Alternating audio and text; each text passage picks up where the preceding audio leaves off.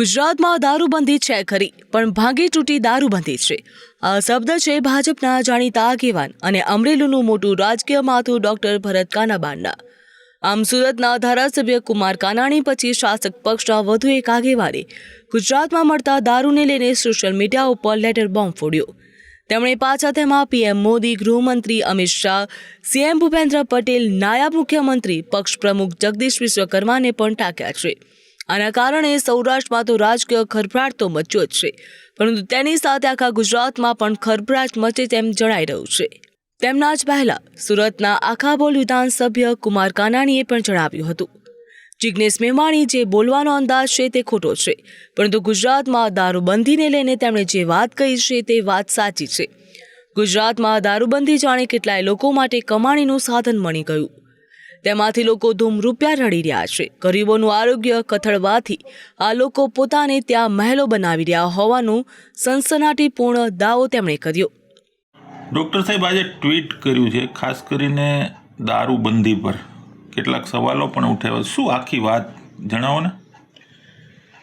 એટલે છેલ્લા કેટલાક સમયથી ગુજરાતમાં દારૂબંધી અંગે ખાસ કરીને વિરોધ પક્ષના જિગ્નેશ મેવાણી ઘણી બધી વાતો કરી રહ્યા છે.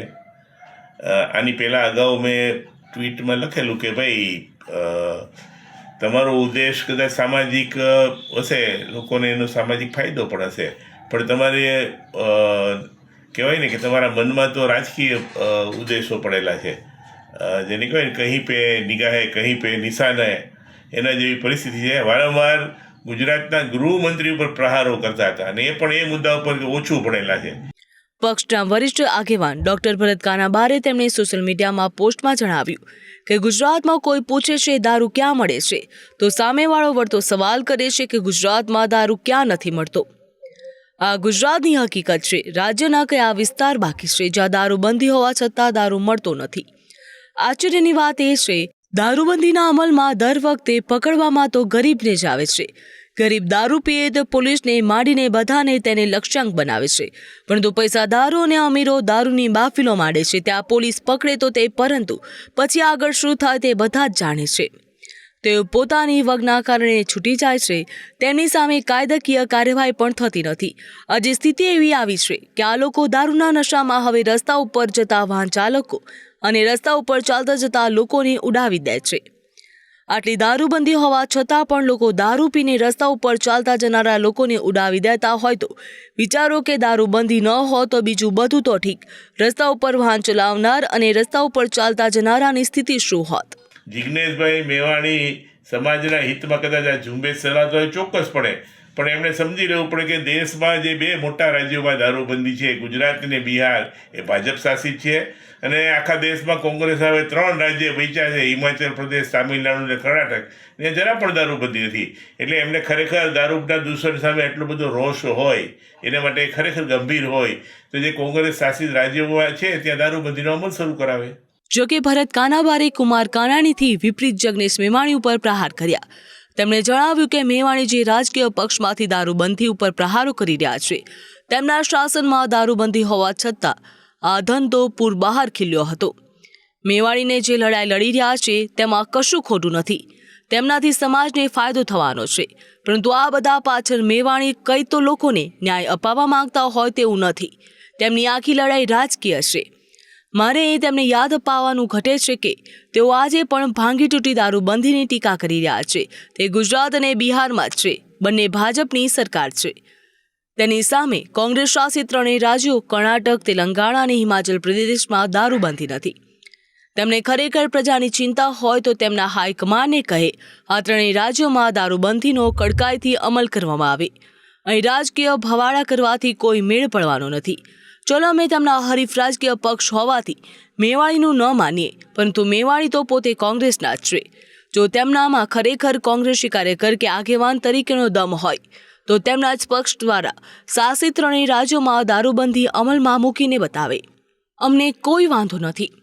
મારું મેવાણીને કહેવું એટલું જ છે, તેમણે દારૂબંધી સામે ઉપાડેલી લડાઈ બહુ જ સારી બાબત છે, પરંતુ આ માટે અહીં જે કરી રહ્યા છે તે કોંગ્રેસની સરકારોમાં પણ કરે. તેમણે પોતે તો આ ફક્ત હાઈકમાન્ડને વાત જ કરવાની છે, તેમાં માટે પણ તેમણે આંદોલન પણ કરવાનું નથી. તેઓ અહીં જે મહેનત કરી રહ્યા છે તેનાથી ઘણી ઓછી મહેનતમાં અને ખાલી વાતચીતથી પણ તે ધારે તો ત્યાં દારૂબંધી કરાવી શકે છે. પણ એક બાજુ એ દારૂબંધી સામે આંદોલન કરવાના છે અને બીજા રાજ્યોમાં પોતાની સરકારમાં છૂટથી દારૂ મળે છે ત્યાં ચૂપ્પી સાથી લેવી તે બે મોઢાની વાત કહી શકાય. અને એ વાત ક્યાંથી ચાલશે? એની પાછળનું મુખ્ય કારણ સામાજિક છે. આજે સમાજમાં આજથી 30-40 વર્ષ પહેલાં જે દારૂ પ્રત્યે સમાજનો જે છોછ હતો એ આજે ઓછો થઈ ગયો છે. આજે તમે જુઓ કે ગામડામાં દારૂની મહેફિલો વાડીઓમાં અને એમાં તહેવારોમાં થાય છે.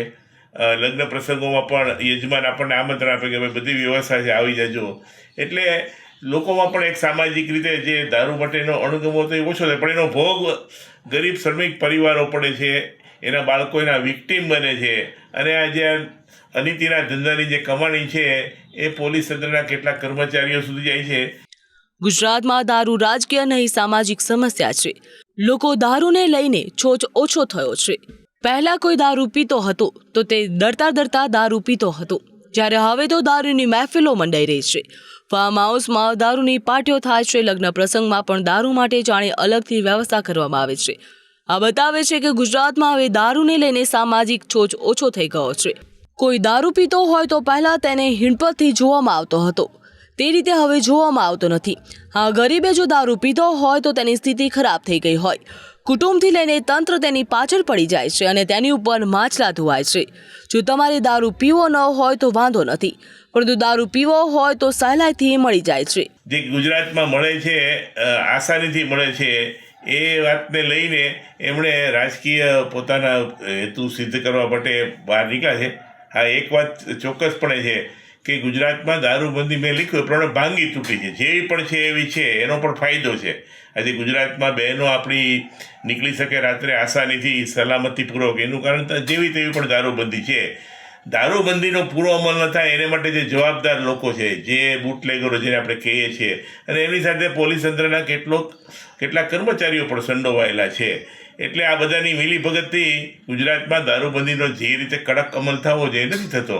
એટલે મેં લખ્યું છે કે ક્યાંય કોઈ એમ પૂછે કે ગુજરાતમાં ક્યાં ક્યાં દારૂ મળે છે, તો આપણે એને પૂછાય કે ક્યાં ક્યાં નથી મળતો. બધી જગ્યાએ મળે છે, ઇઝીલી મળે છે.